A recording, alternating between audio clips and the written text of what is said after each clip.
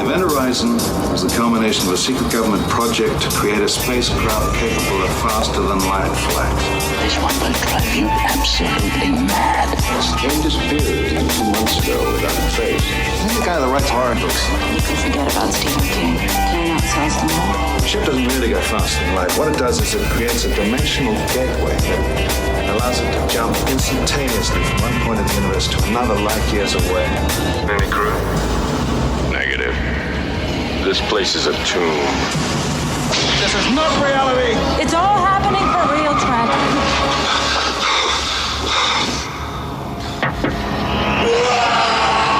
Hey everyone, welcome back to another episode of Sleazoids, the podcast where we go down the rabbit hole of 20th century genre fare, from the most influential canon classics to the trashiest exploitation films we can get our hands on, and invite you to tag along in helping us create a canon of sleaze. Each week is a double feature grindhouse style where we discuss two films loosely related by subject, genre, actor, filmmaker, or franchise, and at the end of each episode, along with our honorary Sleazoids, which you can become by subscribing on Patreon. We're talking Psycho. Join the sleaze. We decide on all the official ratings and rankings for every film that we cover. Patreon subscribers also get an on-air shout-out and 2 bonus episodes every single month, which we have been doing for over 2 years. So there is something like 60-plus bonus episodes waiting for you guys, as well as our bonus transmission series where we talk about new release genre films, which we've done like 17 of. So there's something like 80 bonus episodes waiting for you if you haven't made the jump yet. That's patreon.com/Sleazoids podcast. And speaking of which, we did have a lot of people make the jump this week. So sorry if I'm going to be kind of ripping through them a little fast. But we had Patrick Clausen, Timothy Wolf, Dan, Robin Horn, another Dan, but this time Dan Seal.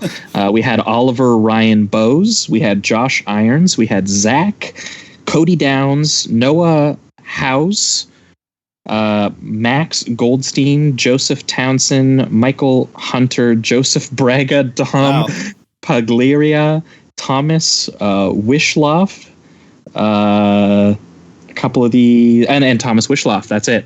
We got there. Wow. Thank you guys. That's amazing. So, yeah, thanks really so much to you guys, and hope you guys are enjoying all of the bonus content there. We also had, I'm going to see who was. Special thanks to Cody Downs, who actually signed up to at the $10 nice. pledge. He's going to watch the live virtual screening with us. By the time you guys are listening to this, I think we will have already done it for this month, but next month, at the end of every month, in the last week of every month, we do a live virtual screening of just a random thing that Jamie and I want to knock off of our list, and we have fun doing that. We did Stone Cold last month, which was a lot of fun. That was great. I think we also did what did we do? The Prowler? Is that what it's called? We did the Prowler as well. Yeah. It was a pretty nasty little slasher with some Tom Savini makeup. Oh yeah. So thanks so much to you guys. That's the one plug for the week. The other plug for the week, as always, is Apple Podcasts. If you guys are listening on Apple Podcasts, I know that you are. I see the stats. I see them all. I know who you are. They tell me where you live. That's right. Scroll down to the very bottom and give us a good old rating and review down there. It helps us climb the ranks and find new listeners that way, and we appreciate that as well. Absolutely. But that being said, that's it for the plugs this week. As always, I am your host, Josh Lewis, and joining me also, as always, my co-host, Jamie Miller. Welcome back, guys.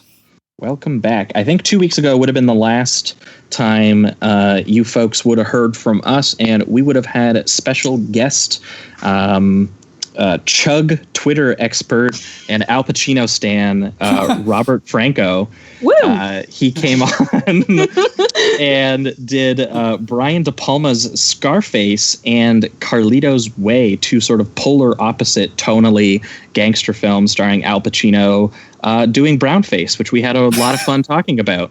And we also had to match the length of those films with a good old almost 3 hour podcast episode. We're insane. We couldn't get Rob to stop. He knows every line of the movie. It's amazing, and he's so good at impersonating them. Yeah, I loved it. Loved every minute. So if you want a 3-hour episode on Scarface and Carlito's Way, again, that was any podcast listener of choice. That was the free episode 2 weeks ago. But last week for the patrons, just for the bonus listeners, we did Alfred Hitchcock's Psycho from 1960, a big one. Oh, yeah. And we paired it with Brian De Palma's very trashy, fetishistic giallo remix of Psycho, Dressed to Kill. So we went problematic 2 weeks in a row, and we had a really good time. We had a really good time. So if you want that bonus episode, again, patreon.com/Sleazoids podcast. We did more Hitchcock and De Palma, which I guess it was kind of like a sequel episode to our one we did that last time where we did Vertigo and Body Double. Oh, which yeah, is also, for sure. Every time we talk Hitchcock, We're just gonna have to do that. Trashy Hitchcock. Yeah, keep up the Hitchcock and Brian De Palma episodes, I think, maybe. But this week we have a very special guest joining us. She is a freelance film critic for places such as Screen Queens as well as Film School Rejects, Brianna Zigler. Brianna, how are you doing? Howdy, I'm doing just fine. Thank you for having me. Thanks for coming on. As the show goes, Brianna, we have the guests bring on the double feature with them. So what 2 films have you brought with you this week, and why did they pair together? I have brought 2 amazing and perfect films, Event Horizon and In the Mouth of Madness, which are both horror films starring Sam Neill, who gets his face all fucked up. Yeah, That is true. and keeps waking up from nightmares over and over and over again. Yes! Directors really wanted to mess with his face and have bad vibes with him, for sure. Yeah. For real. He's so good at just being an insane person. It's fantastic. Yeah, and do you know what? I think this is our first time talking about Sam Neill. Yeah, Oh my God. I think So so. we're going to have to talk about Sam Neill just being good in general. Well, because we still haven't. The only other major one that we would probably do at some point, it has to be like Possession, right? Yeah. And we haven't done that. And he's like, once again, just he's very good at playing like the miserable, insane guy. Yeah. My God. I watched All Possession right. for the first time during a quarantine, and that was an amazing experience. It is. I love that movie. Hell yeah. Well, that being said, I think we're going to jump right into it here. And I think Event Horizon, we usually go with the more popular one first, but I think we're actually going to tackle this one chronologically. Ooh. Just because we can kind of trace the performances that Sam Neill was taking throughout the 90s. Both of these came shortly after Jurassic Park, which is why I'm assuming he was getting so much work. Right. But we're going to start here with John Carpenter's In the Mouth of Madness. It's a map. This whole thing has been staged. You just get out. This is not reality. It's all happening for real, Trent.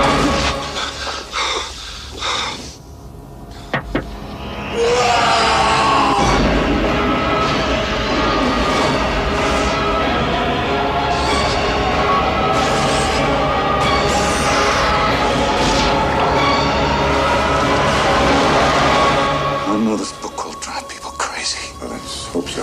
The movie comes out next month.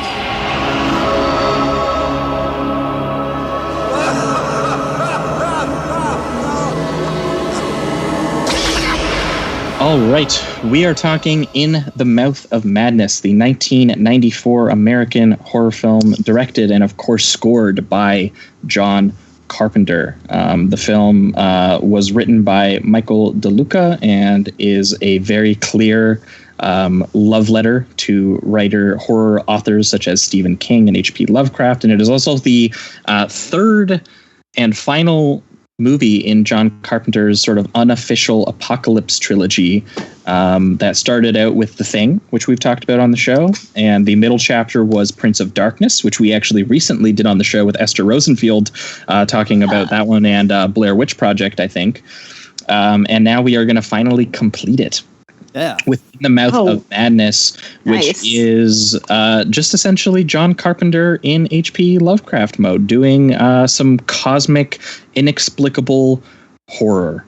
But this one with a little bit more of a metafictional, satirical element to it, which I am sure we will jump into. Yeah, absolutely.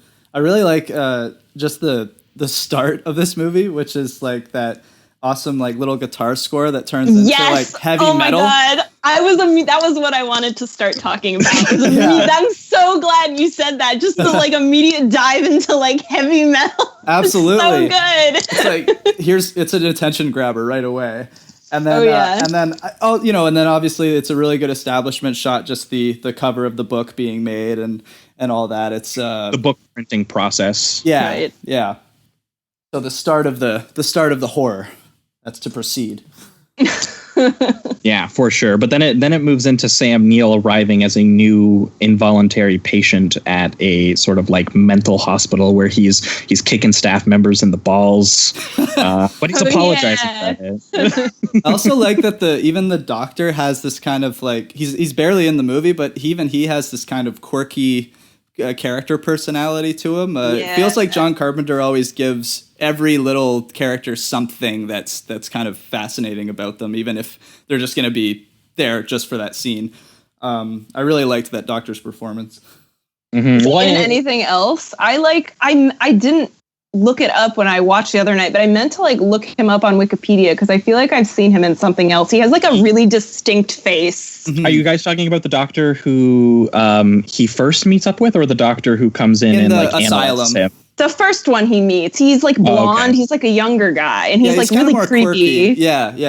He's got a quirky. Okay, yeah. See, I didn't look him up, but because I knew that the other one though was David Warner, because we just actually talked about him doing Time After Time, where he played Jack the Ripper. Oh, time traveling. That movie's weird. I love it. Yeah. Malcolm McDowell plays H.G. Wells, who goes goes forward in time to San Francisco to stop Jack the Ripper. In like New York or something. It's great. Yeah, we had a great time talking about that one. But David Warner, obviously also very famous for playing the really evil henchman in Titanic. That's probably what he's most known for. Okay, yeah. Wait, I just figured it out. His name is John Glover, and he is in Gremlins 2: The New Batch. I have perfect. What? Perfect. Oh, nice. Yes. I don't remember him in that, but I'm gonna have to go back and look for him now. I'm looking at this picture.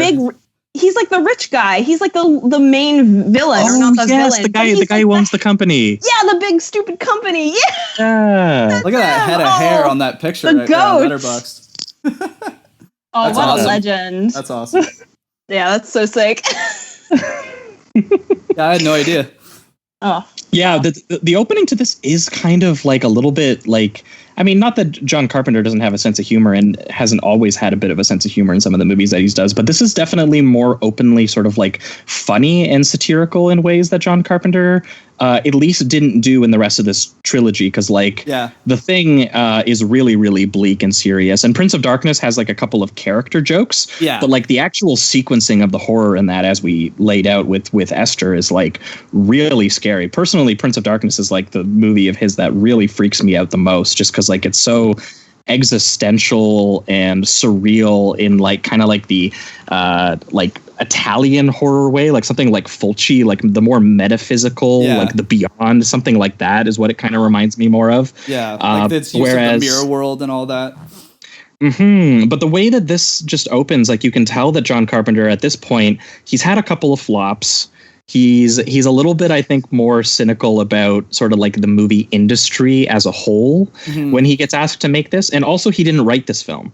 So, So a lot of the films previously he had been writing. He didn't write The Thing, but he did write like Prince of Darkness and Halloween and The Fog and, Escape from New York and Assault on Precinct. He wrote a lot of his movies. But this one, clearly, they had a script floating around that was a bit of an industry satire on horror authors, specifically the most famous sort of like townsy New England horror authors in Stephen King and H.P. Lovecraft, because obviously the entire apocalypse cosmic horror idea is very fitting for Lovecraft. A lot of people call The Thing like one of the best Lovecraft stories that Lovecraft didn't actually ever write. So it's John Carpenter like applying that kind of style that he does, where it's a little bit surreal, it's a little strange, it's very sort of like dreamy and inexplicable. But also, he's a little bit more sort of cynical about the actual industry itself and the way that you sort of like we sell these stories and horror to each other in interesting ways. And we see that sort of literalized in this screenplay as like the main character finds himself basically in the plot of a really shitty paperback horror novel. Yeah. And John Carpenter has a lot of fun poking fun at that, at the idea of, sort of existing inside, these kind of tacky horror sequences in a way. Yeah, I like how they And also what's funny mentioned is that he Stephen actually King. still makes that scary at a certain point too. Yeah, I also like that the little throwaway line where they mention that Sutter Kane is like even more successful than Stephen King. He makes Stephen King look like garbage. Yeah. Did the 90s, when this came out, was there like the whole like, if you read or watch scary or violent, like violence, if you watch violence and play violent video games, that you'll like become violent? Because that's clearly like what I feel like this is. I mean, with everyone reading it and then becoming like crazy like psychopaths or whatever. Oh, yeah. Was that like a thing? Was that happening? Was that still like I think would it have was been a like thing. 80s, 90s when that was like Okay. the hot button issue. Yeah. the hot button topic? Yeah. Talked about it before Marilyn in the Manson and all that mid shit. 80s. Yeah, for Well, I was sure. gonna say also the video nasty and stuff like that, right? Where they were like actually censoring movies that had like bad content, like on home video and stuff like that. Right. Yeah. So he pokes a little fun at that, but he also did that a little bit in They Live, right? Where he has like a alien playing Roger Ebert or something and being like, the films of John Carpenter and George Romero are absolutely tasteless and Yeah. Oh, I still need to see that. Fuck. For sure. So he definitely likes to poke fun at the pop culture icons, which I always appreciate. Yeah. But I do appreciate that like pretty early on he starts like sort of having a kind of like fractured horror style with like the images of like the bloody axe and like the fanged creatures, and he's drawing like black crosses all over himself and stuff like that, and this whole thing is framed as like a you must be wondering how Sam Neill got here. Well, you must be wondering how he got here. Or record scratch. Yeah. I was know what? actually an watched insurance House salesman. Yeah. Holy shit. Yeah, he also does the things are turning to shit out there, aren't they? Which is, I'm pretty sure that's the line that Joaquin Phoenix says in The Joker. It's like, things are getting What? out there, aren't they? Or Oh whatever. my god, dude! Someone should do a side by side. Yeah, absolutely. Someone, please do it. In the audience, we need it to happen. We need this. Yes, but broadly, Sam Neill is playing a insurance company claims worker who goes in to certain cases. He works for the insurance company, and he looks at certain claims that companies are or individuals are making, and he basically just sniffs out, whether they are truthful or whether he can manipulate the system or not to make sure that the insurance company saves some money and doesn't have to pay anything out. It opens with him like very openly like manipulating a guy to basically disprove his case about his workplace got burnt down or something like that, and he basically proves that the guy committed arson so that they could claim the insurance money, and now they don't have to pay it out. And he gets involved with this Sutter Kane horror author because the author goes missing, and he has been missing for about 4 weeks, and they make a really good point about pointing out that he is just a no bullshit type person. He doesn't read terrible horror stories because they're fake, they're not real, they don't actually have any sort of value in the real world, and he doesn't really believe in anything. He's a bit of a nihilist because he sees everyone as just constantly pulling cons and being fake and not being a real person. Mm-hmm. And that's what he immediately assumes has happened to Sutter Kane, is that, he's got a new book coming out, he's disappeared, and everyone's talking about how, they're hyping him up in the news, and then everyone is fighting over the pre-orders for his book in the streets. They are saying, Sutter Kane, harmless pop phenomenon or deadly mad prophet of the printed page? And he's like, that's a great headline. Him. So he immediately assumes that this whole thing is just a facade, basically, and that they are doing it as a marketing ploy to, make sure that his book sells. I like too how there's the connection to actually his character in Event Horizon, where he's like the logical guy that's, not gonna believe in the ghosts and all that kind of stuff. Oh my god, dude, And then also there's as the movie goes on and things just get more and more insane, I think it works for a character to be very reserved and kind of fighting the whole the supernatural aspect of it, so that by the time we get to like, the scene where he wakes up in the blue shape, like the blue colored bus, that image enough is for even us to understand that this guy has fucking just lost it. Yeah, he's changed. Yeah, he's lost his mind. it. So I just thought that was a really smart decision, character-wise. Yeah, no, for sure. But the whole thing really gets kicked off when he is being asked to do this project and basically investigate this claim that the publishing company is making, that their author has disappeared on them, and they want to be sort of compensated if he has disappeared with the book or not. But he is attacked wildly in the street by a man with an axe who is covered in blood, and he's like, "Do you read Sutter Kane?" is what he says to him. I love the way Carpenter frames this too, because it's just them talking in a restaurant, and you see the guy go all the way across the street in the background, just through the window, and then he just smashes it. And there's a real just suspense to know that guy in that background is coming to change this guy's life for the worse. Yeah, well, and we've talked about him a lot, but Carpenter is so good at widescreen compositions. Like we talked in our Halloween episode, we talked about how much he uses the negative space and the way that sort of Michael Myers is like watching people.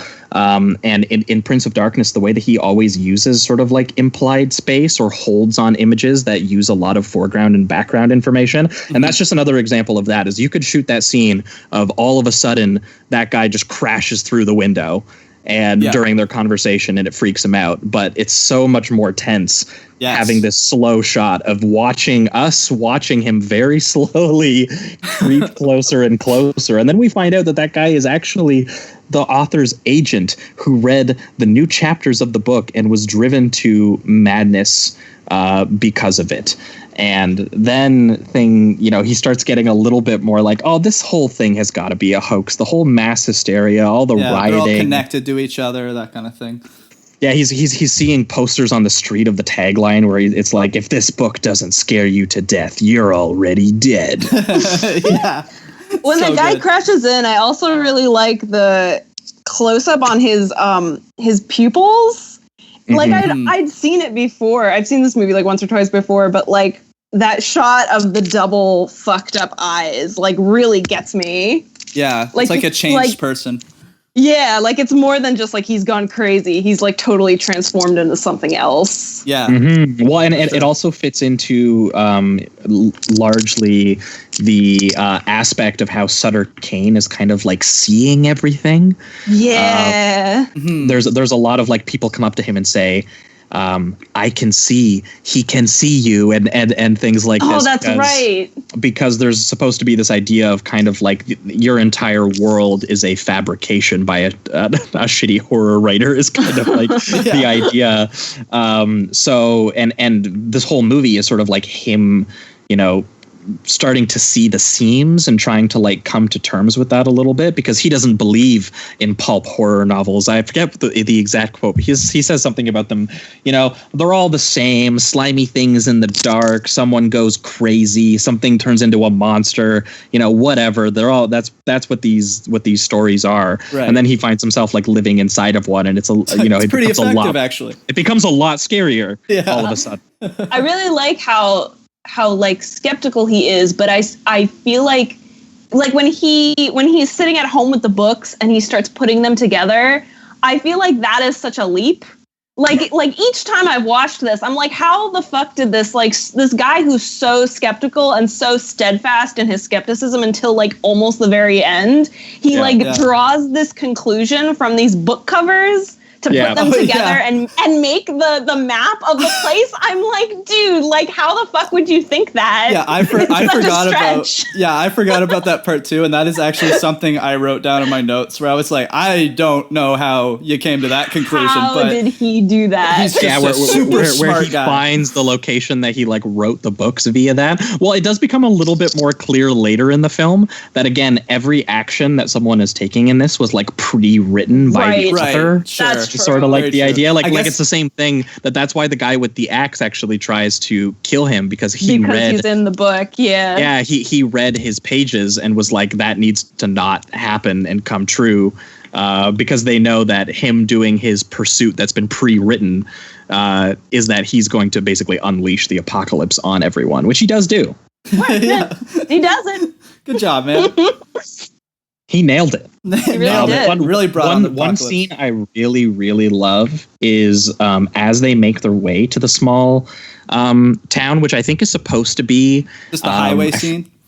Is this the one with the kid with the old person on the bike? Yeah, the kid that turns into the it's so fucking good. But they're on the way to what is supposed to be like the author's hometown, which is supposed to be a reference to the H.P. Lovecraft location that he sets like most of his stories in, like the Color Out of Space story and stuff like that.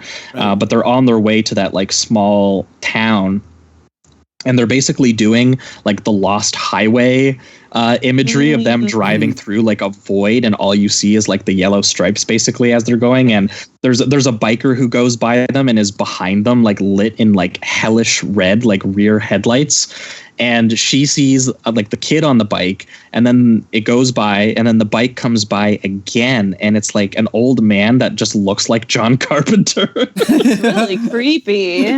Yeah. It's awful. I hate it. It's really scary. It is imagery. Unsettling.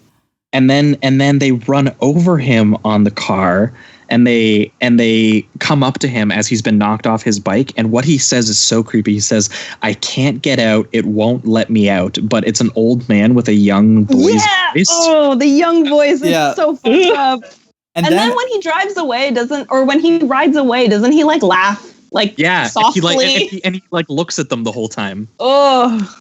I'm pretty sure there's also like this kind of very off-putting shot where she's looking at the body of who she just hit, the kid, and then just as she's still looking at him, he appears behind her and then gets back onto the bike and then drives off. So there's like this constant ghostly feeling, you know? And maybe I looked down at the wrong shot, the wrong frame. No, you're right. Like the bike has fallen down in front of her and she's looking at him, and then all of a sudden he's riding behind her and he's already on it and riding away. And what I love too is that this movie never really lets up. Like the only normal moments that you get is the very first stuff when he is the insurance agent and he's just kind of talking to people, and then as soon as he gets on that highway, it's just like a nightmare for an hour. Like it's crazy. It really never lets up. There's always something, you know, in the background, whether it be maybe a painting that's moving or just something that's going on. And I loved that. It's just there were constant twists and turns, and this start on the highway is just so good. Like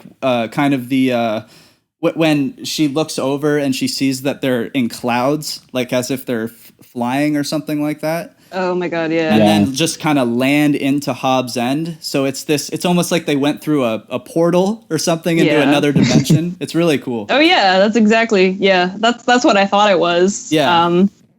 Yeah, it's good stuff. Well, yeah, because there's later in the film where obviously they try to get out, but it becomes sort of like this sort of like Mobius strip like loop. Kind of like Silent Hill. Like I've never seen that. You ever seen Silent Hill? Yeah. I gotta see Silent Hill. Kind of like that. I never. Maybe this inspired Silent Hill actually a little bit. Could have done. Yeah, but when they get to Hobbs End, it kind of just becomes like a small town like gothic conspiracy film. It reminded me a lot of the one that we talked about with Trevor Henderson, Dead and Buried, which is so good. which is like one where a guy goes to a town where they're kind of like reanimating the bodies, but the whole time he thinks that everyone in the town is alive, but there's something off about them. There's something wrong about them. And so he's sort of just like investigating like the small town sort of like gothic novel location almost, and being like, what is up with this town? Why is there weird stuff kind of like happening here? Instead, but it's funny because he's like literally in a paperback like horror novel now, and we said that one felt like reading one a little bit. Just instead of zombies, he has like just a bunch of like weird like apocalypse cult type people. The lady at the goddamn motel. Oh, I love her. Oh, fucking what's her name? Mrs. Tremond from Twin Peaks. Yes, my girl. Oh, cool. That's cool. Yeah, that one shot of her, like, because they do, like, I think they tell the story of like her killing her husband just in a conversation somewhere, and then later on that image when they're just talking with her at the desk, and it does a quick shot of her husband being chained to her ankle, like naked. Oh my god, scary as fuck. Oh my god, it's so horrifying. Oh good lord. Yeah, it's great. Like, there's so many awesome images of that, and I don't know if you would say like it all comes together in some super meaningful way. It almost seems to just be Sam Neill's nightmare. Like I don't know if you guys got some like broader thing from it, but because it seems to me like all the horror and the scares are pretty disconnected. It's almost just like all of Sutter Kane's monsters have come together to destroy this one man kind of thing. Yeah, well, and it's definitely like what I would call like Italian like nightmare logic horror set pieces, like something that you would see in like a or Argento. Like I'm trying to think of like what's that Argento we did that wasn't Suspiria? I already forget the name of it. Is it Deep Red? Is it Opera? Is it Inferno? Inferno.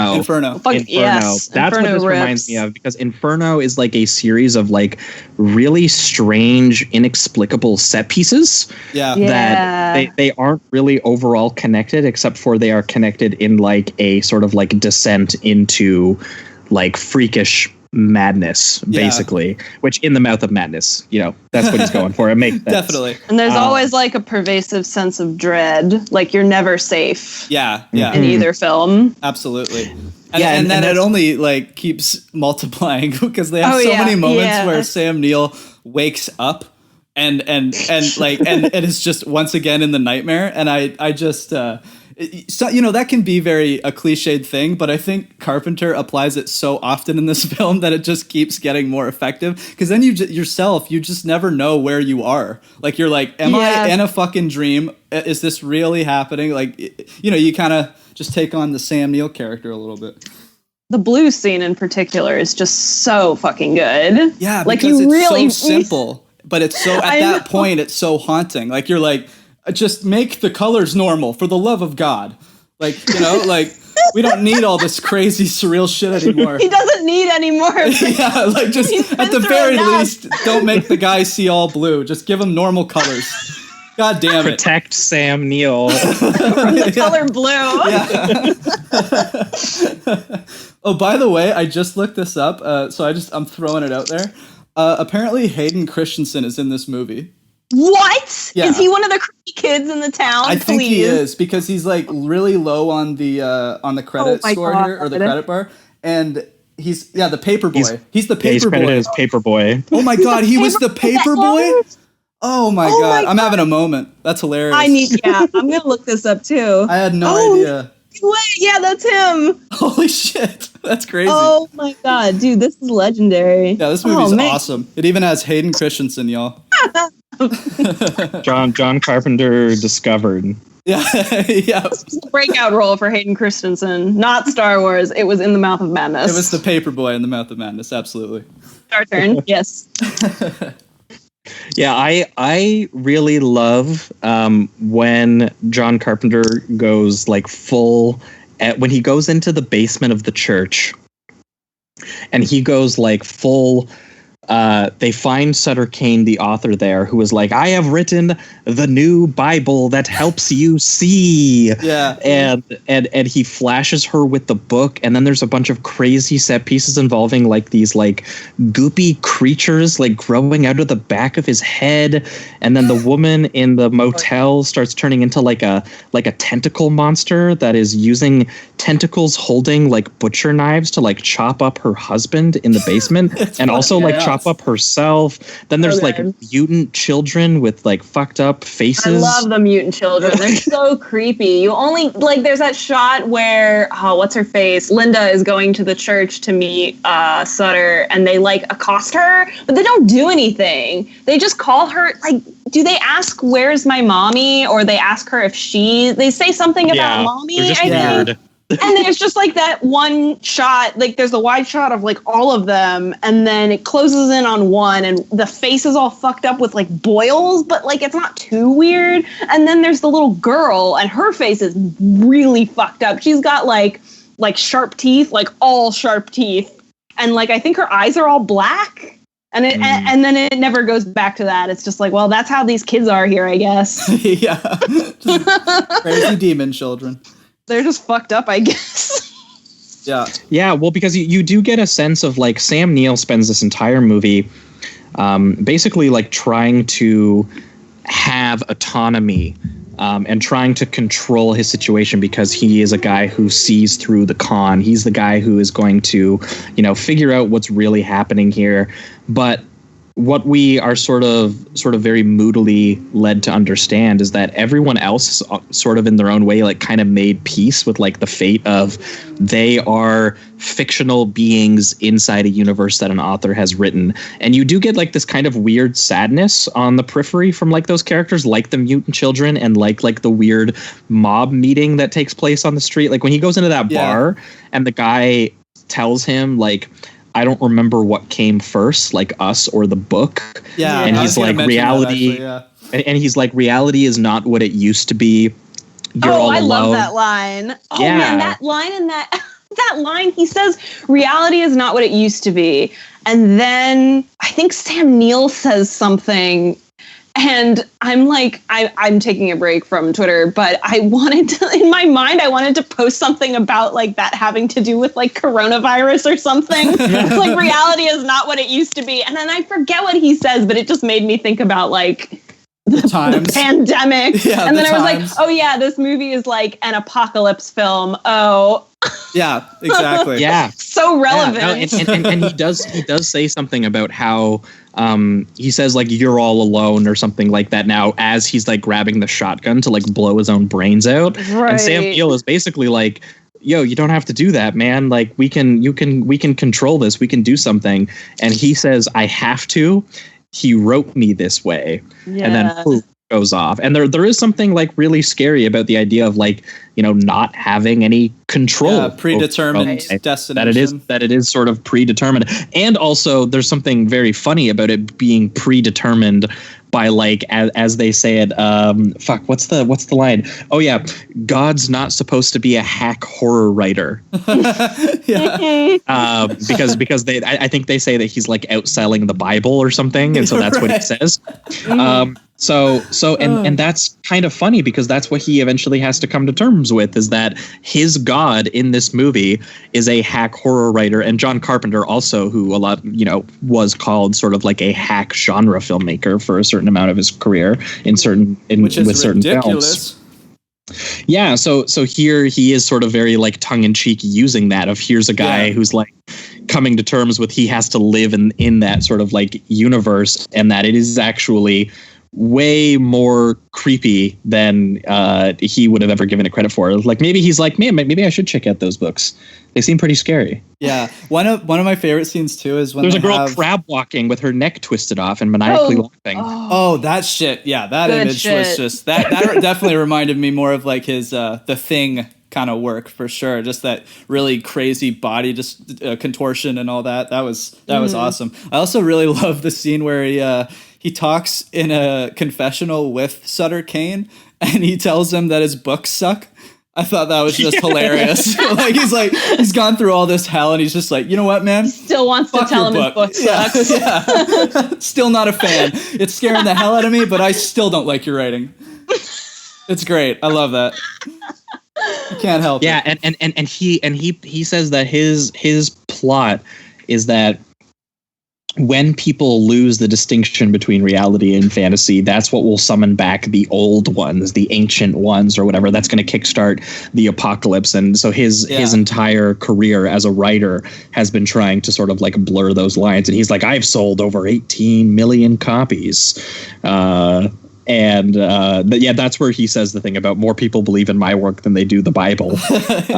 So it's becoming more real as a result, that people are latching onto it and then making it sort of real, which is sort of this interesting idea of how you sort of make this art to sort of like reflect real feelings that you have. And then it obviously has to go through the industry and be a product and be this fake thing that is sort of like, I guess you would say it's orchestrated in front of everyone. And it's cool. But then people can have very real reactions to it. The way that, like the rioters and people do in this film. And the way you said that, it's like, because at the end of the movie, he ends up consuming that its own story, the product. Right? So the product exactly goes to the movie theater, sits down, and just watches the horrifying nightmare that he just went through. Oh god, such a good ending shot. Well, yeah, and that incredible bit too, where Sutter Kane, like during the big climax when he's getting chased by like the literal like Cthulhu monster things, before he's getting chased and he's holding the manuscript, there is like an image where Sutter Kane like rips through what looks like the screen. I'd imagine he rips away his face, right? Yeah, but it's also like he tears down the actual like projector screen. Right. And there are words. Yeah, and like a book. Yeah, on the inside it's pages of a book on the outside of the screen. And they actually make the prop too, which I love. Like the giant page prop, like it's all actually physical. Seriously? I just loved that. That's dope. And the fact that at the end, not only does he watch the movie, but he like enjoys it. He laughs and is like it's kind of hysterical. He's definitely gone off the deep end, but at the very least, he's enjoying his own story now. You know, it's the guy sitting in the fire and going, "This is fine." He's having a great time. It's almost heartwarming. Exactly. Fantastic.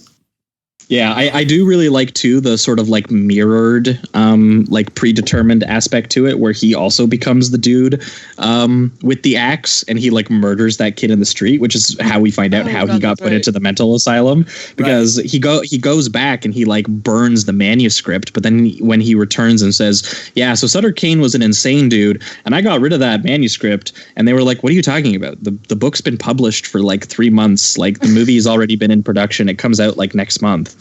Linda never came with him. Which, by the way, fastest turnaround on a book to movie I've ever seen. Yeah, for real.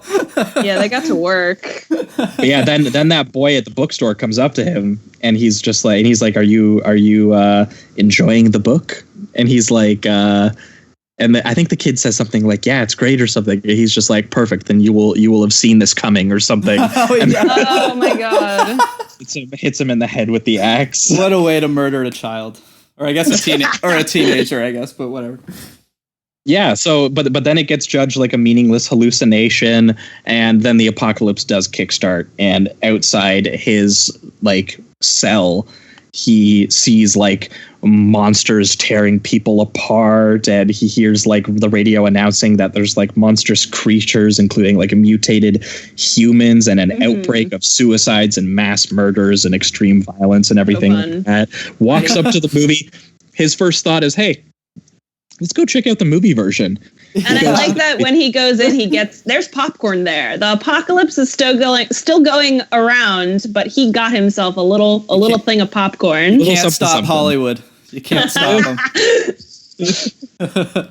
Coronavirus can stop Hollywood. That's true, but they're trying. But not this. The best detail too is that the in-universe movie, I can't remember the exact title, but it's not is it In the Mouth of Madness? It is In the Mouth of Madness. Okay, yes. So he is watching In the Mouth of Madness, and on the poster, it is in universe, directed by John Carpenter, but it doesn't star. It doesn't star. It's like Sam Neill. It says actual names. It says or their character name. His character name, John Trent. Which is great still. But it would have been cool to see actually like Sam Neill on the poster. That would have been a trip. Made it even funnier. But it is really funny too when you think about it, that basically the publishing company was like, who do we get to adapt this hack writer's novel? Yeah. Well, we get John Carpenter to do it. That's beautiful. That's awesome. So he's even playing like little tongue in cheek with himself too, which I love. Exactly, because when he sits down and he just starts watching the movie that we have already seen, and he basically just gets to experience like every horrible thing he's just experienced was sold and packaged to the world and turned them all insane. Right. Yeah. And everything we've witnessed just basically like folds in on itself, and it is like a pretty cool little piece of like metafiction at that point. Yeah. I loved it. Yeah. Well, pivoting towards the reductive rating round on In the Mouth of Madness, which for you, Brianna, is where we remove all the words, all the nuance, and give the movie a rating between 1 and 5. But if you have any last minute things, we can definitely do that. We've also turned into like closing statements and any like lines or scenes we didn't end up hitting. But this one gets a really high 4 from me. This was pretty close to 5, but I was watching it for the first time. I've been meaning to watch it for a long time. I feel like I'll get maybe the upgrade on the rewatch, because I do 5 both The Thing and Prince of Darkness. But I will say that there is an element to this that, because it's like obviously doing a little bit of like a satire, like doing a little bit of like the stuff that he did in They Live. Some of the horror elements don't freak me out quite the same way that Prince of Darkness did, and it doesn't quite get as metaphysical and vulnerable about like sort of like human existence in the face of the apocalypse, and sort of like the violent breakdown and sort of like the mutilation and stuff that happens in that. Like there's nothing in this that quite hits me like that shot of them pulling Satan's arm through the mirror. Or the girl that's floating in the darkness and the light goes out, that kind of stuff. Oh my God, yeah. Just like stuff that like really freak, and even the stuff about sort of like beamed messages and video transmissions, and sort of like that VHS grain kind of thing. Making the metaphysical like terror that they feel at the face of the apocalypse and rendering it in like bodily harm. There's a little bit of that I think The Thing and Prince of Darkness just like really get under my skin in that way. This one didn't quite get there, just because it's doing something a little bit different. It is like a little bit more fun to watch. Yeah. Like it's a little bit it's still pretty crazy. Like this is still some of his craziest like monster design work. For sure. Like the little tentacle creatures that like chase him around and stuff, but he's definitely schlockier. Yeah. And very intentionally so, because he's making fun of a little bit sort of like schlocky horror writers at the same time. And there is a cool idea about how, we are attracted to schlocky horror stories, and a lot of people put their real fears and anxieties into those stories, and then they sell them back to each other. And so much so that like literally kickstarts an apocalypse. Hell yeah. So like I do get a lot out of this as like a metafictional horror story that has a bunch of amazing like nightmare logic set pieces and stuff. But I do think that this is a little bit more like ironically cosmic horror than like plainly cosmic horror. For sure. Which definitely made me feel like I need to know what it is a little bit more next time I go to it. I feel like next time, now that I know that that's what it's going to be, I'm just going to see more details that I love inside of it. Because again, John Carpenter never found a schlocky premise that he couldn't like then actually infuse with meaning. And there is something kind of interesting about this idea of it opening on a book printing press and ending on like the literal screen translation of it. And in between, all it was terrible horror and people killing each other and not understanding what the hell was happening. And that says a lot about existing right now, I feel like. Yeah. For sure. Yeah. I'm gonna give it a high 4 as well.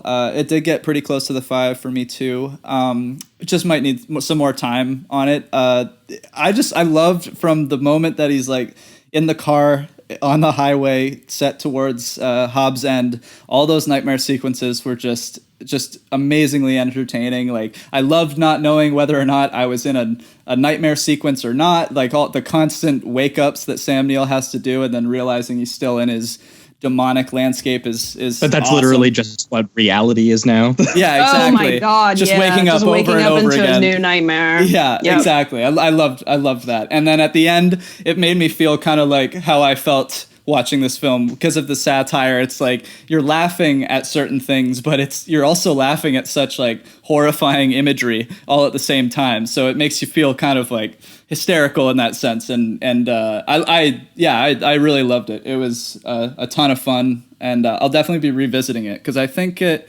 might be able to get to that 5. Honestly, I loved it. So we'll see what happens. Yeah, I watched it for the first time, I think a year ago, and I gave it a 4. I thought it was like, when I watched it for the first time, like, I knew what to expect because I had watched like a review of it on YouTube for this channel that I really like. And so that got me interested in it. So I asked for it for Christmas, and I watched it with my parents. And I thought it was like, yeah, they were like, I actually don't even remember how they reacted because it's not like that. My parents are pretty squeamish, but it's not like, super I feel like there's gory? not too, it's not really like the stuff that it's not really gory. And like the body horror stuff is kind of goofy. Like, it's not really that crazy or anything. So I watched it with them, and I think they were just like whatever about it. And I thought it was like a little slow. I don't know. It didn't like gel for me the first watch. But then when I watched it the other night, I bumped it up to 4.5 out of 5 because it's just like, it's just really fun. Like, there's obviously a lot going on with the satire and with, you know, the metatextual stuff and the horror and what it says about how we consume horror and suffering and pop culture and what it says about us. But I mean, you know, beyond that, it's just like super fun. There's just so much happening. Yeah, this is one of Carpenter's like just most plainly fun movies. That's why I was saying that, like, unlike this honestly reminded me a little bit less of his other Apocalypse trilogy movies, and it reminded me more of They Live, which is like a fun satire. Yeah. It's like The Thing is not like fun in that way at all. I mean, it's fun, quote unquote, but it, like in a different way where you want to be horrified and you want to suffer. Yeah, exactly. The Thing is fun for sickos. Yeah, like us. For us, exactly. Woo! For this show. But yeah, no, it's just straight up like it's a romp. I would call this movie a romp. It's a fun time. Absolutely. Yeah, well, and part of it should be mentioned too, guys. We're going to continue talking about him on the next film. Is that, like, I don't know, Sam Neill is kind of just like funny. Yeah, he always plays kind of like a little bit of like a straight character, a straight man kind of thing, or like, you know, again, he's going to play like the logical one in the next film as well. But like, there is something sort of funny and pathetic about his breakdown sometimes, and like him trying to make so much sense of something that is clearly just like without insane. Yeah. Because even like there's a point in the movie where he's literally, I think it's like an hour in, so he's been exposed to quite a bit, and he's looking at the ritual of like the torches and the people surrounding like a girl or something, and he's still kind of like arguing dancing. Like, this could be logical, there's got to be an explanation for this. You're like dude, just give it up, man. So it's great though. He already tried to drive away and found himself locked in the loop and on the to street. like make sense of it. Yeah, it's insane. And then he saw the woman crab walking with her neck twisted, and that's when he talks to Sutter Kane in the booth, and Sutter Kane straight up says, "You're always looking for the con. Even now, you're trying to rationalize. Even though I'm straight up telling you on screen, this is it, baby. I wrote your world, and it's fucked up." Yeah. Your shit's fucked, bro. Yeah, well, your books suck anyway. Such a good line. Yeah. Owned. It all comes together. Yeah, movie's awesome. Movie's awesome. Hell yeah. Hell yeah. All right. Well, that'll wrap it up for In the Mouth of Madness. We are going to be right back, and we are going to be talking about Event Horizon. Did you hear that? What is it? The ship is reacting to us, and the reactions are getting stronger. What are you telling me, that this ship is alive? I have such wonderful things to show you. Oh my God! knows my secrets. It knows my fears.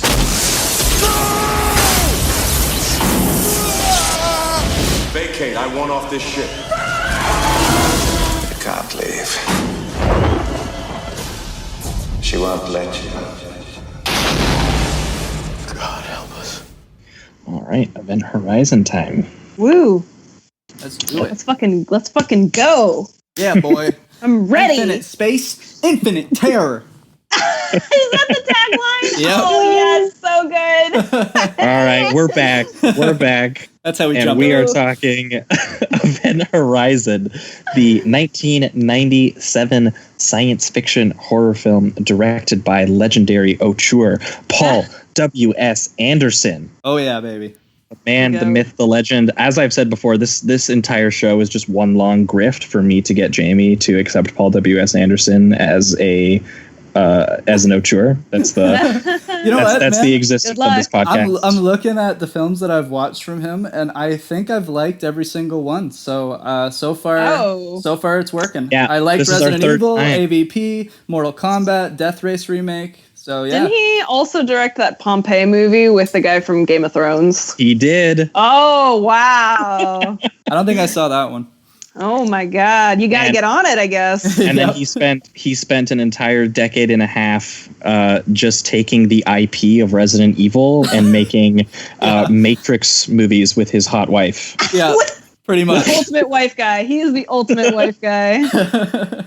Yep, and now he's working on Monster Hunter, where Mila Jovovich is literally just playing a character that she played when she was playing the game. She was like, yeah, I just customized my character to have these sick weapons and costumes, and Paul is just like letting me use the sword and outfit and armor that I chose when I played the game. Movie. I'm excited. Maybe he'll make one of the... I mean, there's a couple video game movies that work, but like they're pretty much famous for being horrible. So that would be really nice for him to make a good one. Mortal Kombat's good. I like Mortal Kombat, so... Who directed that? And Paul W.S. Anderson. Oh, he did that too. Okay. Yeah. Yeah, well, actually, that'll bring us into Event Horizon, because actually Event Horizon came about because Mortal Kombat was such a success. Oh, okay. Thank you, Mortal Kombat. Yes. Thank you. You owe it all to Mortal so Kombat. So you're going to have to go back and watch it. You're going to have to check out all the fight scenes. It's cheesy, but I really enjoy the first one. I really like it. Yeah, we did an episode with it. What did we do that? Oh, we did it with Street Fighter. Yeah, which wasn't as good. That's nice. But Mortal Kombat was good. Yeah, but Mortal Kombat was a really big success, and he was actually basically the talk of the town because he turned like what people thought was like a really garbage video game product into like a passable film that made a lot of money. So that's what Hollywood really cares about. So they were like, they immediately offered him obviously Mortal Kombat 2, which I believe he turned down, and then they actually offered him, and I imagine this world, they offered him X-Men. Oh, what? That would have been sick. Paul W.S. Anderson's X-Men. Oh, what could have been. And also he should have got MK2 because the second one is like so bad. Who did the second one? Yeah. Second one is called Annihilation, I think. I don't even know who did it. It's but it's not good as far as I remember. So Paul brought the heat on that one for sure. Yeah, so he turned down Mortal Kombat Annihilation, which was directed by the Annabelle and Wish Upon guy. No. Okay. Really? Yep. Oh, that's tragic. That is. And the reason he turned it down was because he really wanted to make a full-out R-rated horror film. He said that he really loved horror films and he's always wanted to make like a full-out, really gory, really disgusting horror film. So Paramount sent him this script, which from what I understand when he first received it, he felt was just like a straight ripoff of Alien. Like it literally was just like it was a full-out creature feature. Mixed like with it had Doom, I guess.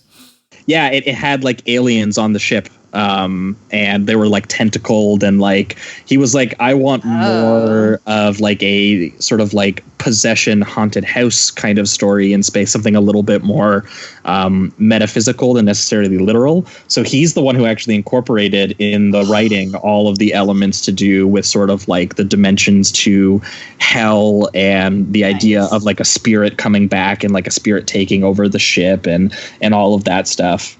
Oh, that's awesome. to try and separate it a little bit from Alien. So he was like, yeah, I was more really into things like The Shining and stuff. So he was like that. I wanted a little bit more of that in my space horror movie because Alien had already been made. He's like, what's the point of making Alien again? And I think it's a great way to like throw it into science fiction because, you know, he has that explanation that's also, I didn't even notice, but it was the one that they use in Interstellar when they're explaining the whole like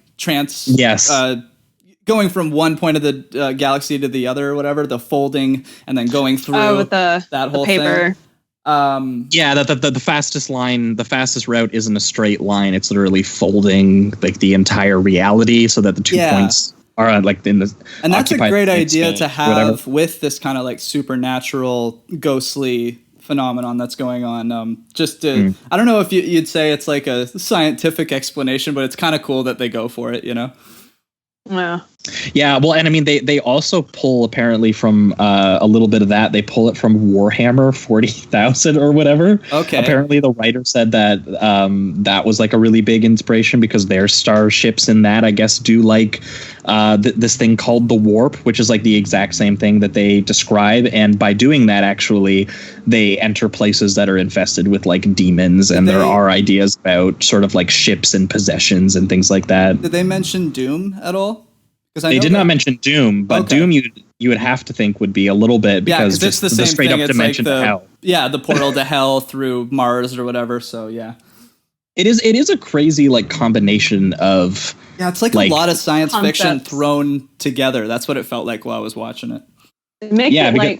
The combination of obviously sci-fi and horror has been like obviously it's like comparable to Alien. I was thinking during this rewatch, it was only during this rewatch that it was probably because I also recently rewatched Alien a couple weeks ago too, that I was like, the initial concept is very Alien like reminiscent, but like the way that they do horror and sci-fi in this just really, like, I like Alien a lot. Like, obviously Alien's a great movie, but for me personally, I love this a lot more because I love the kind of horror that they're working with here a lot more than Alien. Just personally, just the concept of finding a portal to hell in outer space is like, when I first watched it, like, I thought this movie was scary as fuck. And the concept is creepy to me. And not to mention the way that they have, like, everything feels so real in this. Like, the sets feel like there's weight to them. The design of the spinning ball at production design in general and stuff. Yeah, like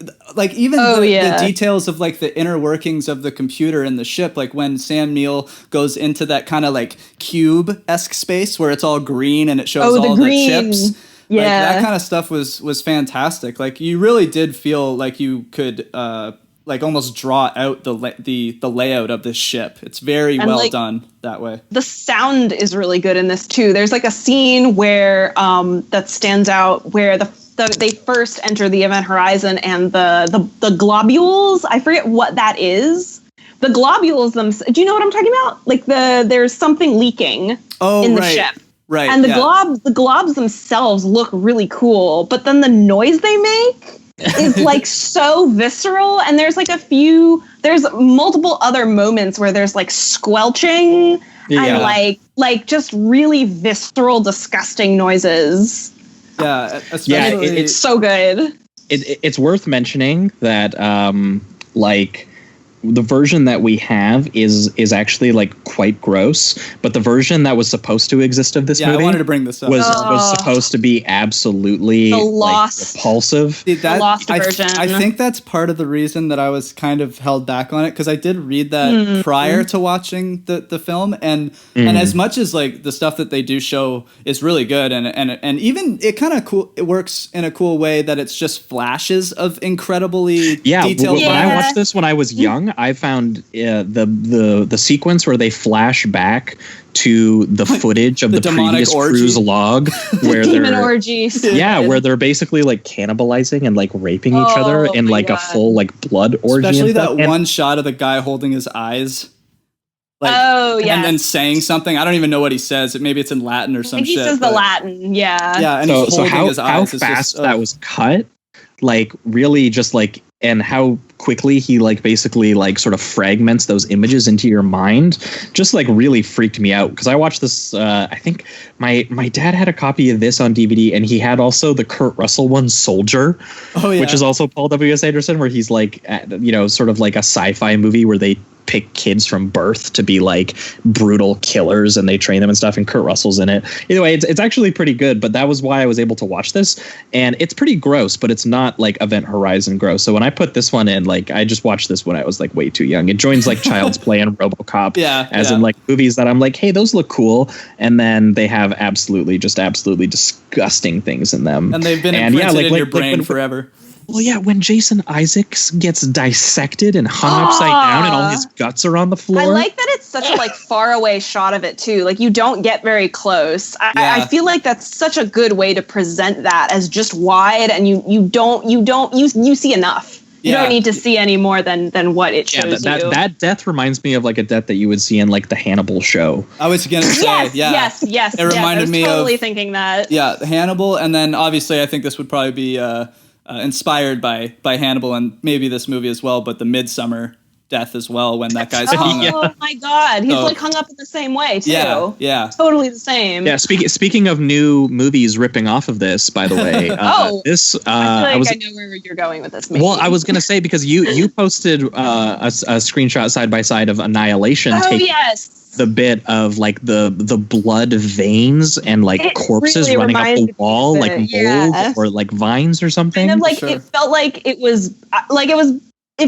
like one with the ship when they present that like scene, it's organic. It looks like it's organically growing off of the ship, and it reminded me of the pool scene from Annihilation. Yeah, so there's that, but then they also find the previous crew's log where like their intestines are moving inside their bodies. Right. Oh my God. So I was sitting there going, man, Annihilation. He was like pulling from Event Horizon. Come on, buddy. Come on. Oh my God, I already forget his name. That's terrible. I've interviewed him before. Alex Garland. That guy.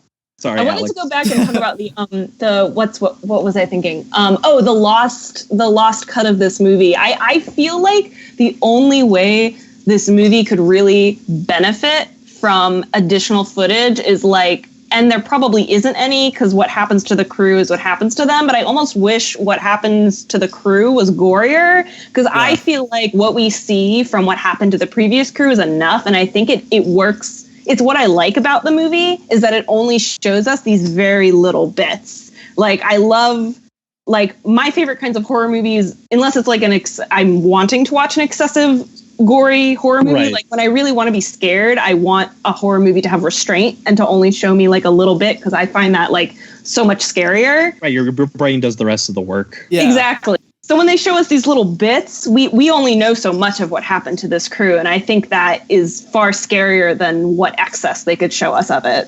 Yeah, I do like when they reference later on in the film, like the exact same kind of editing tactic where he's showing him flashes of what hell is going to look like for all of the crew. Mm-hmm. And they have like the shots of like the rotting flesh and like the maggots and them being crucified, like hellfire. And they're all just hole through the guy's face. Mm-hmm. I love that one. But I know that Anderson does really wish that we got, because apparently it wasn't even just gore that was cut. Like it was like there was more story elements and stuff that were cut. I did feel that was one thing. I felt like some certain characters, like 2 or 3, maybe get a little bit of a background, but I would have liked a little bit more. Larry Fish is pretty well explored. Yeah, he's good. Yeah, speaking of which, Lawrence Fishburne is in the film. He's awesome. And I also think I can't remember. She's a doctor. I can't remember her name, but she has the son. I really like that first interaction that they have with Lawrence Fishburne, because he's asking like, "Hey, I'm super sorry that I couldn't get you to like home on time to see your son." And I thought that established a really good understanding that Lawrence Fishburne is a good captain who actually cares about his crew, and that she, just has a son waiting back home, whereas some of the other crew don't really have that alien aspect too of like, the idea of sort of that it came up with of like the idea of like blue collar workers in space. Yeah. Like here's a woman. Sure. who should be getting vacation time, but instead the company is like, no, we have an extracurricular mission for you guys that we haven't checked out safety protocols for at all, and you're going to basically just go onto this ship that disappeared like 7 years ago, and we know nothing about where they were or what happened to them, and you're going to check it out. And of course, same thing they do on Alien when they answer a distress call. Things go white bad for them. Real bad. Yeah. Real bad. And this time around too, they sent not that they would know, I guess, but they did send Sam Neill as the engineer, and he ends up, basically being like in love with his creation, I guess, and unwilling to destroy it. So that part of it too really dooms them. Yeah. And also he plays. I mentioned it. I like that he goes pretty insane here, and I like how his transition to insane is like completely motivated by sort of like the emotional experience of his wife's suicide, which is I guess partially what drove him to kind of like be the bit of the workaholic and do the creation that he makes. So he connects it to his wife's death, and apparently there is supposed to be more content and extended scenes about his wife's suicide and stuff, because that's supposed to be kind of like a big motivating factor, obviously, for sure. Him not being able to abandon the ship and kind of bringing on this new version of humanity, I guess, which is very hellish. Yeah, and even like just speaking on his kind of scientific mind, it seems even by the end when he's that kind of like he's got all the cuts over him and he almost looks like a demon himself. He even says to the guy, I think it's Lawrence Fishburne, he says that it's hell. It's something along the lines that like reality is much scarier than your concept of hell. Like hell is just a word. Reality is much scarier. That's, I think, the line. And no, it's not that. He says hell is just a word, but it's much worse than that. It's nothing to do with reality. It's hell. I'm almost certain he says reality. No, I think it's hell is just a word, but or you think that hell is just a word, but it's so much worse than that. Oh, see, I'm putting $500 on it now. I'm right. I have it written down as hell is only a word. Reality is much worse. Oh yeah, I'm going to look for it now. I want it PayPal if I win this. Okay. We got that going down. So IMDb has it as nothing. Hell is only a word. The reality is much, much worse. But he is saying the reality of hell. All right, Boom. It's a stalemate. Woo! That's a draw. I win. That's a draw. All right. We'll both send each other $250. All right, that works. Yeah. So you were just missing a word there, Jamie. It wasn't reality is much, much worse. It's the reality is much, much worse. I mean, I would argue that he's still putting it into like this current reality that they live in, kind of thing. But hey, I know what you're saying. But he is specifically talking about the idea of hell, is that you only envision hell. You can't properly imagine how bad it actually is, which is why he then later goes up to him and touches his head and shows him what it's going to be like. Right. Which is pretty freaking scary. There's lots of there's a lot. Yeah, it doesn't look good. I guess what I'm saying is that he's like crazy about it. He views it even at the end of the day, like it comes beforehand. It seems like it's kind of like a concept or something like that. Whereas I guess this is him showing that it's tangible. Like I can put you into this dimension, and for sure. Well, because it definitely starts out as like kind of like an evil spirit, and it appears in like hallucinations and things like that. And then the idea of the film is to then render that in sort of like the tangible bodily experience that they end up having, which is why I think actually that I do agree with Brianna that like this works in the form that it's in.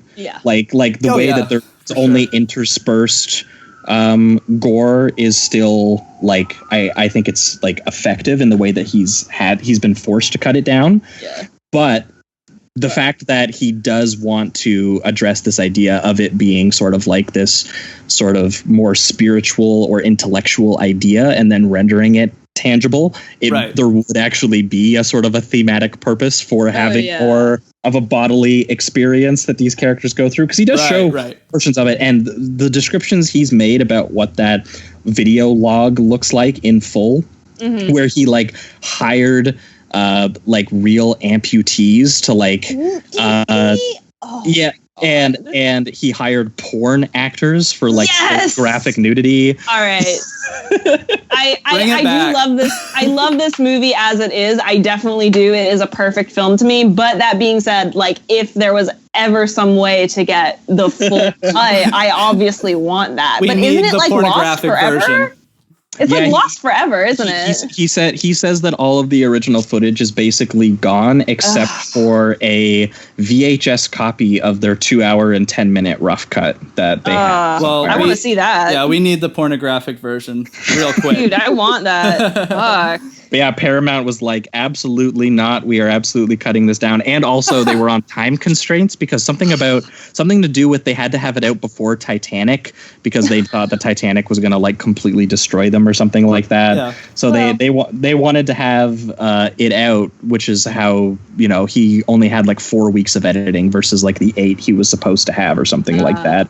And they were like, it has to be, you know, like 95 minutes. Like it can't be any more. It is a tight 95. Both of these movies, notwithstanding the other similarities, but they are both like a tight 95. Yeah. Perfect. Yeah. Which I do love that length of a film, I gotta say. Oh yeah, it's good. It's real. But again, it's also Sam Neill just having a bunch of nightmare experiences. This time he's just having them in like these beautifully like designed sci-fi spaces. I absolutely love that design of the ship's heart, like that. With the globe and ball.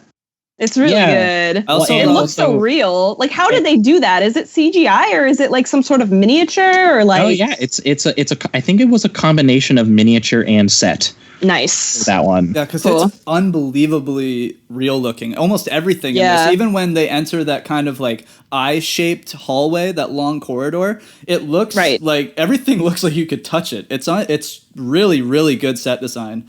Has such a depth. Yeah. Well, yeah, and as we've said when we talked about Resident Evil, like Paul W.S. Anderson, and also with Mortal Kombat, actually, which also had really amazing set design and production design, like that fight they do in hell at one point in Mortal Kombat. Oh yeah. It's just his main thing. I think he got into movies partially as like someone who just loved like building sets and stuff. So his camera work really reflects that in the sense that it like really observes all of the spaces. And then he populates it with these people who are going through these nightmarish experiences and then them just being like absolutely ripped apart like by those experiences. Like Lawrence Fishburne is haunted by like a crewmate who he lost, who keeps coming back to him in visions of like a man on fire. Yeah. Which by the way, another, we're going to be talking about I think 2 movies that have people on fire next week. Either way, we watch all the movies at once. So it was really funny watching so many movies related to each other in this sense. Because we're also going to be doing, I think, like a possession exorcist thing next week too. Oh, that's so good. Yeah.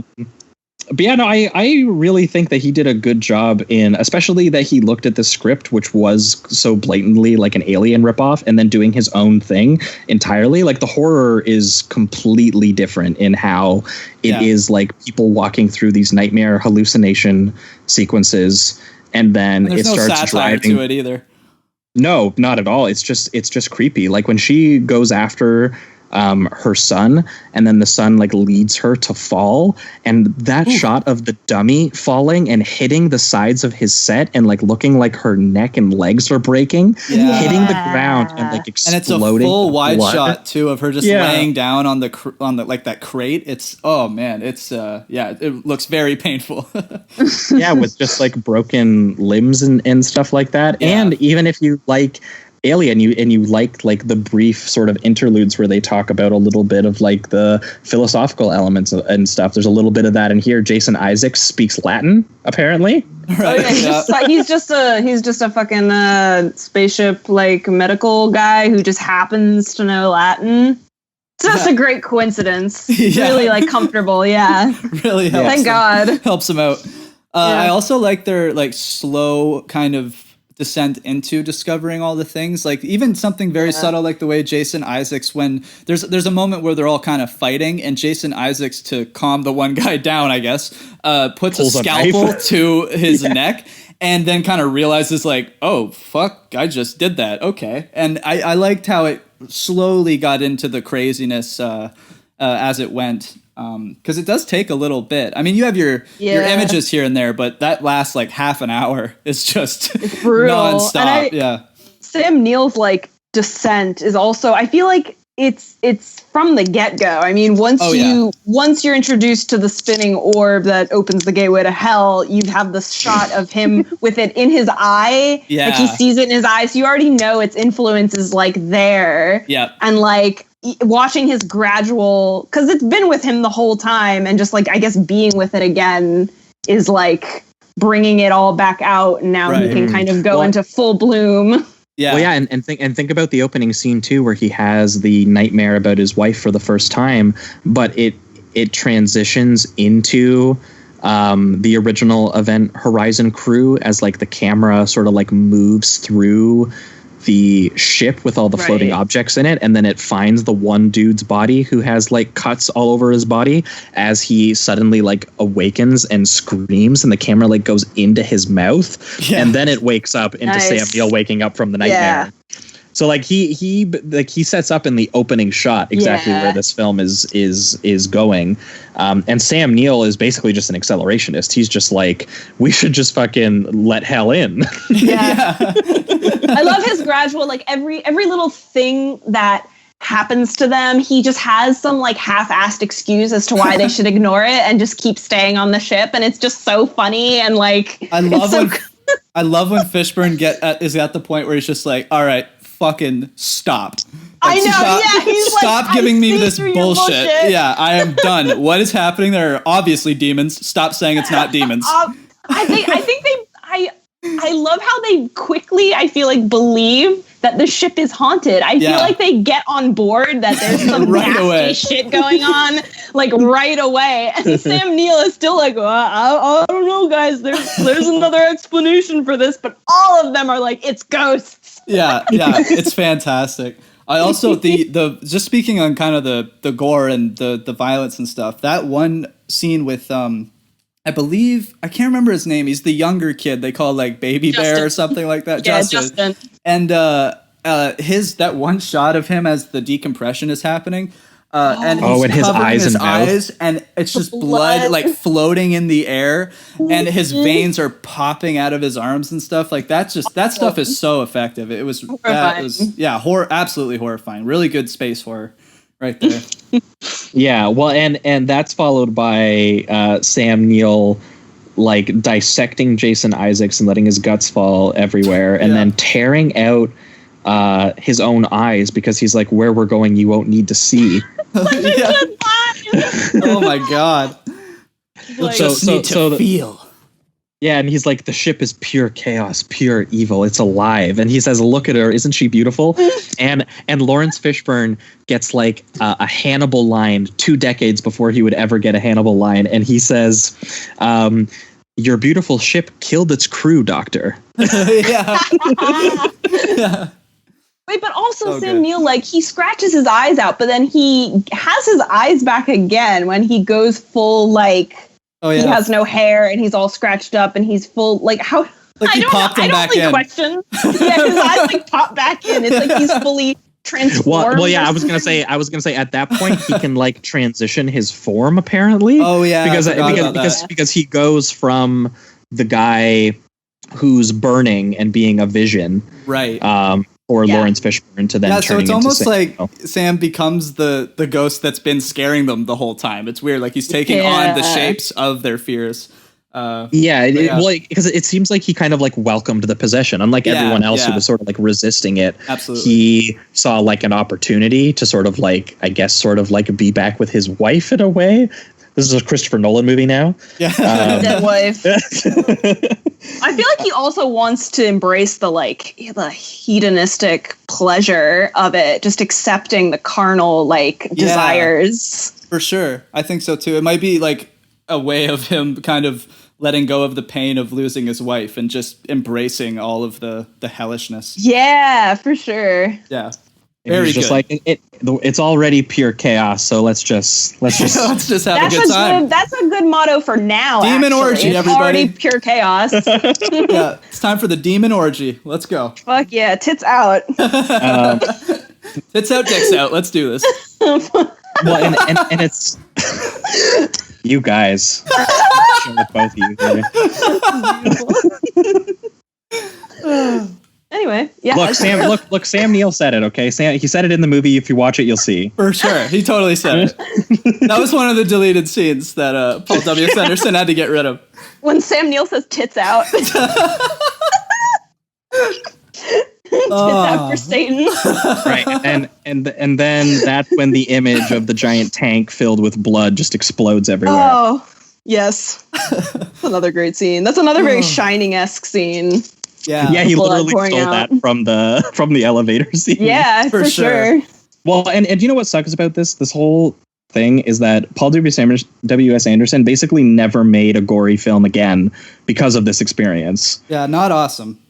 Because Are the Resident Evil movies not? I saw part of one when I was in middle school, and it scared me too much. There are moments. There's some, but there's not as much as there probably should be or could be. It's not as in your face either. It's more subtle. It works. It's really effective the way he still directs it, but it's not like you don't get those hard flashes of somebody with a cut up face and screaming and all that kind of stuff. No, there's nothing like the Jason Isaacs death in this, and there's nothing like Sam Neill tearing his eyes out kind of deal. He basically was turned off from having a studio meddle so much because of the graphicness of the content. So he was basically might have some of the violence in there, but that was one of the. It was I think a straight to DVD kind of thing anyway. So it wasn't a big picture for him. I don't know 100%, but Death Race does have some of the violence, but nothing. Once again, though, nothing like this. Nothing like this. Yeah, no, it's really nasty movie. I always forget every time I turn it on because the design of the ship and much of the first half of the movie is just really antiseptic. So a lot of it is kind of, I mean, it still has a little bit of that, again, that blue collar space thing where some of the textures are a little dirtier, right? But it's still a sort of a clean spaceship type thing. And it's not until when they hit that ship and they start having the hallucinations and then the bodily violence starts hitting that it goes full sci-fi horror. And it does remind me a little bit, honestly, of Hellraiser, which is apparently what he wanted the full version to be like. I've seen comparisons. Oh, that's to cool. The two.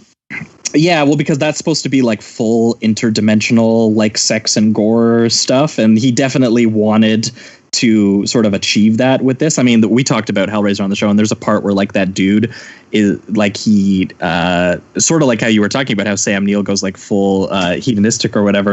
He in Hellraiser, it is pain as pleasure, and the guy is piercing himself with a bunch of hooks, and then he literally gets torn piece by piece from every single hook and explodes on screen, and you can just tell that Paul W. Anderson pretty much would have went there if they would have let him go there. Yeah, absolutely. Did you guys ever watch the 2009 movie Pandorum?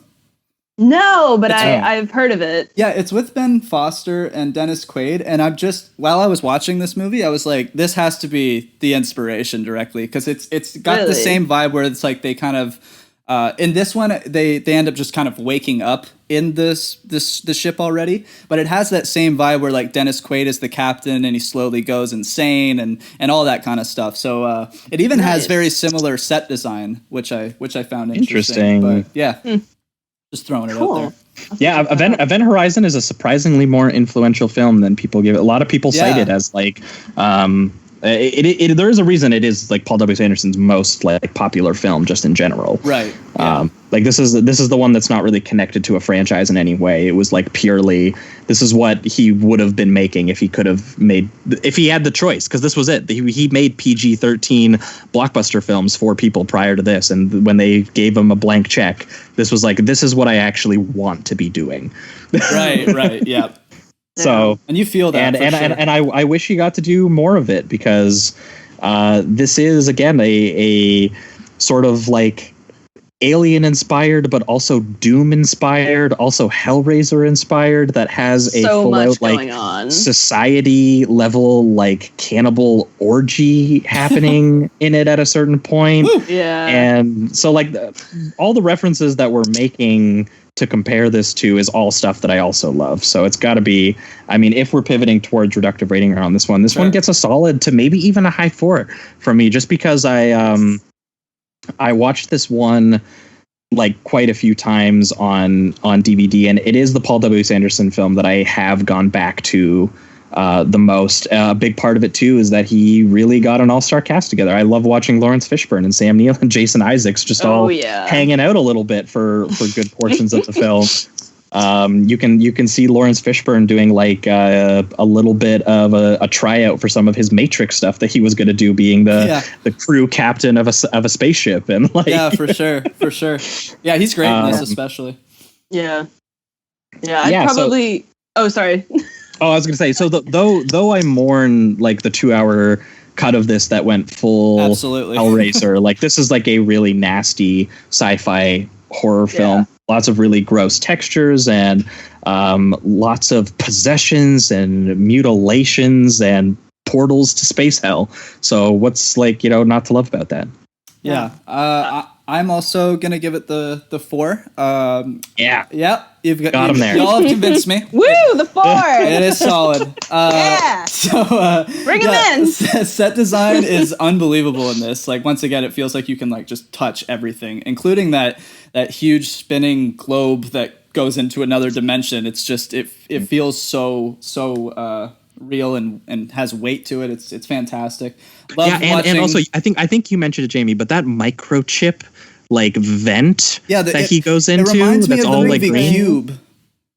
Have you seen Cube, where they like go through all this? It reminded me of that in that sequence, and I just love. I mean, the lighting in general, just the really green digital chips that are kind of lighting the whole thing. It's very cool. I really liked that. Yeah. So that, and then the hull of the Event Horizon that has like those organic bloody veins going up the wall and the skulls and stuff. There's some amazing design work in this. Yeah, and even getting into that cube space, like it shows Sam going over to a specific part of the ship, like unlatching it, opening it up. Like there's just a lot of detail in there that really helps drive the kind of the realism of the spaceships in this, and it's great. It's really good design. Obviously love watching Sam Neill slowly go insane. That's always a fun time. I love doing it. This has been a fun double feature of Sam Neill goes insane. We got Possession, Event Horizon, In the Mouth of Madness. I just want to keep watching Sam Neill lose his shit. It's he does it so well. The unique talent of his. Yes, very, very good. But yeah, and once again, the violence and even those really fast-paced glimpses of hell and that dimension that we get are enough to be effective for sure. But like Josh said, I am kind of mourning the 2-hour cut. I'd like to see a little bit more of the crazy violence and perversions and whatever, but that's just because I'm a sleazoid over here. Sam Neill in possessed devil mode while he's showing the visions of hell does say, "Do you see?" Yes, do you see? Do you see? Which is also a connection in the Mouth of Madness. There's so much talk about seeing and eyes being torn out and close-ups of eyes looking at people. Yeah, this was a really good double feature. Perfect double feature. Awesome, Brianna. Very awesome. You are so welcome. So yeah, 4 out of 5. 4 out of 5. And yeah, thanks for bringing it on for sure. Go ahead. Yeah. I mean, I give it 5. This movie is like uniquely like, I just love it. Like I watched it for the first time. Like it was my first, I think, non-Jurassic Park Sam Neill movie. Yeah. And it was just like one of those movies I watched in college for the first time that really had like an intense effect on me. Like I watched it the day after a New Year's Eve party with my first boyfriend, my freshman year in college. And it was the day after this party that we had at his sister's apartment in New Jersey, which I got bed bugs from. No good. But his sister and her boyfriend just like popped it on. Like it was on Netflix, I think, and they popped it on. And my boyfriend at the time had seen it too. And he's like, dude, have you ever seen Event Horizon? This movie is so fucked up. And we like sat on their couch and we watched like half of it, I think. And I was just so like, it just really hit me. And then I went home and I finished the whole thing and just like, it was just like one of those, it was like one of these movies that really introduced me to what I like and what I specifically want out of a horror movie, which is for sure just like, not a lot. I don't like to be given a whole lot when I really want to be scared. And just the idea of being in space and this weird like fusion of space and hell orgies. It's just such a bizarre fusion of genres and like concepts for horror. And I'm like, I'm really surprised no one's done it again. That's what I was just about to say. Like, I can't think of any other movie that has done this weird, this weird fusion of sci-fi space, outer space with like demonic, like possession. Like I guess he just did it so fucking well. Yeah. No one can imitate Event Horizon. No, but we were talking about it actually off show briefly because we saw that Event Horizon is actually like more logged and more popular than In the Mouth of Madness was, which you would think would be kind of crazy because In the Mouth of Madness has John Carpenter attached to it, right? Who is obviously a lot more popular, I think, in the horror scene than Anderson is. Mm-hmm. But from what it sounds like, Event Horizon is just well known as, have you seen this fucked up movie on Netflix? Yeah. For some reason, like, because I had never heard of In the Mouth of Madness until like a couple years ago. But like, me too. My freshman year boyfriend in college was like, yeah, dude, Event Horizon? You've never seen this? Yeah. I was like, no. But I don't know. Yeah. Yeah, crazy. It's fantastic. Mm-hmm. Yeah, well, 5 out of 5 stars. Awesome. Beautiful. Well, I think that'll wrap it up for this week's show. That was In the Mouth of Madness from 1994 and Event Horizon from 1997. Thanks so much, Brianna, for joining us and bringing these films with you. Yes, of course. Thank you for having me. No problem. If you've got anything to plug, this is where we usually let you do that. I have nothing to plug right now except you can plug the Twitter. Yeah, just go on my Twitter. It has a link to my portfolio if you would like to hire me. Absolutely. I'm available to write Always anything hustling. Horny or funny or... We highly recommend. Thank you. We can attest. Hire Brianna. Yes, do it. I'm a doll. For our listeners, we are going to be back in 1 week's time where we are going to be doing a bonus episode over on the Patreon. We are going to be, speaking of Event Horizon, we are going to be doing some more satanic hell possessions. We're going to be talking about Exorcist 2, The Heretic. Yeah. The much maligned, much hated sequel to William Friedkin. We're going to fight for it a little bit. Not too hard, by but... John Borman. Yeah, it's a really strange, very psycho strange drama that has James Earl Jones dressed in a head-to-toe locust outfit.